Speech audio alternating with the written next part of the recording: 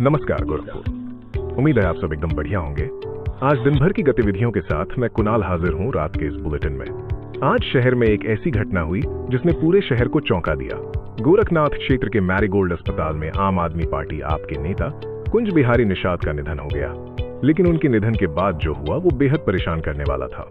उनके परिवार और पार्टी के कार्यकर्ताओं ने अस्पताल पर इलाज में लापरवाही का आरोप लगाया। देखते ही देखते सैकड़ों लोग अस्पताल के अंदर और बाहर जमा हो गए और विरोध प्रदर्शन करने लगे। माहौल इतना तनावपूर्ण हो गया कि स्थिति को संभालने के लिए पुलिस को आना पड़ा, लेकिन प्रदर्शनकारियों के हिंसक होने से पथराव शुरू हो गया। इस पथराव में गोरखनाथ थाने के एसएचओ शशि भूषण राय गंभीर रूप से घायल हो गए और उनके सिर में काफी चोट आई है। पुलिस ने काफी मशक्कत के बाद भीड़ को नियंत्रित किया और शव को पोस्टमार्टम के लिए बीआरडी मेडिकल कॉलेज भेजा।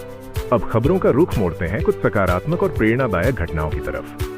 मंगलवार को मदन मोहन मालवीय प्रौद्योगिकी विश्वविद्यालय MMMUT में 10वें दीक्षांत समारोह का आयोजन किया गया। आयोजन में 1473 छात्र छात्राओं को डिग्री और उपाधि दी गई।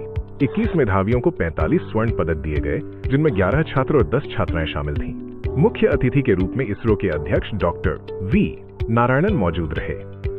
शहर की खबरों की बात करें तो गोरखपुर को जाम से निजात दिलाने के लिए शहर के प्रमुख प्रवेश द्वारों पर निजी बस अड्डे बनाने की योजना पर काम शुरू हो गया है। इसके अलावा नगर निगम का अतिक्रमण विरोधी अभियान भी जोर शोर से जारी है।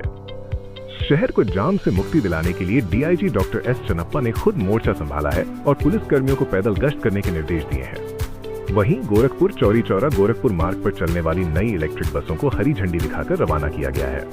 ये बसें छात्रों, मजदूरों और आम लोगों के लिए बहुत ही आरामदायक और सुविधाजनक साबित होंगी। त्योहारों की खबरों में सुहागिन महिलाओं ने पति की लंबी आयु के लिए हरितालिका तीज का निर्जल व्रत रखा। साथ ही शहर में सिंधी समाज ने भगवान झूलेलाल का महोत्सव भी मनाया, जिसमें पुलवामा के शहीदों और ऑपरेशन सिंदूर पर आधारित झांकियां विशेष आकर्षण का केंद्र रहीं। और गोरखपुर की इंसानियत की मिसाल पेश करने वाली एक खबर जिससे दिल को सुकून मिलता है। महराजगंज में एक अधेड़ व्यक्ति की मृत्यु के बाद उनके 2 मासूम बेटों के पास अंतिम संस्कार के लिए पैसे नहीं थे। ऐसे में 2 मुस्लिम भाइयों सभासद प्रत्याशी राशिद कुरैशी और उनके भाई वारिस कुरैशी ने आगे आकर न सिर्फ मदद की बल्कि पूरे विधि विधान से उनका अंतिम संस्कार भी करवाया। ऐसे ही नेक काम इंसानियत की असली पहचान होते हैं। खेल की दुनिया में भी गोरखपुर पीछे नहीं है। डेफ ओलंपिक में गोरखपुर की आदित्य का चयन जापान के टोक्यो में होने वाले डेफ ओलंपिक के लिए हुआ है। उनकी इस उपलब्धि पर पूरे गोरखपुर को गर्व है। तो ये थी आज की कुछ प्रमुख खबरें। बने रहिए गो गोरखपुर रेडियो के साथ, क्योंकि आपका अपना शहर, आपकी अपनी खबरें, आपके अपने रेडियो पर। मिलते हैं अगले बुलेटिन में। तब तक के लिए सुनते रहिए गो गोरखपुर रेडियो। शुभ रात्रि।